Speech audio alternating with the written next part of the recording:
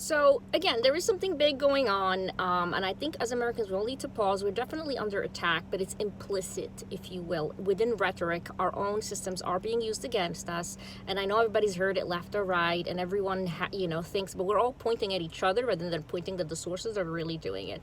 This is up to UN levels. I will show you the algorithms. I will trace it for you. Basically, it's done in text through weights, and it comes down when it comes to programming. And I know people think that qualitative and language arts are not related to math. I beg to differ.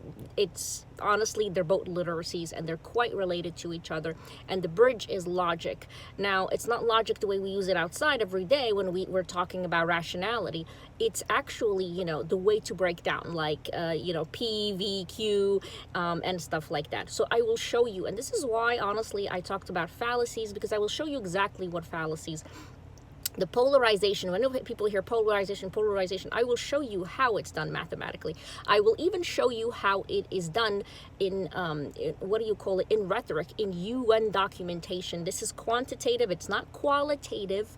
Okay, there's no opinion on this. You can literally trace it, and it's basically done through premises and weights, but it's not really something that's covered these days. And you honestly have to be interdisciplinary, and it's not coming from, condescending place or anything, but I've always been an academic and that I love to learn. And so I love to read old textbooks, for example, and logic was a big deal in old textbooks, but we don't cover it these days. But it's basically the bridge between literacy and computer science. This is how things are programmed. And so, for example, a lot of stuff in the UN documentation, you can take them, plug them into these supposedly search programs that can detect AI and programming, and they'll tell you there's nothing wrong with them. But that's because computer programming and AI are literal idiots. They follow stuff. They cannot really discover new things. And so that takes human, if you will, intuition, whatever, our hyperdimensionality, whatever the case may be. And so this is what I basically found, and it's done not through the wording, the way AI, the way basically other ones, but it's actually done through premise, the weights of premises.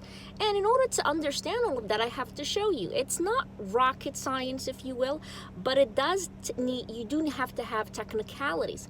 And I will show you why even these terms, patriarchy and all of that, because it links back to Western thought, its inception. And so it's really the art of almost if you will, untying the knot of the U.S. and our psyche and our bond.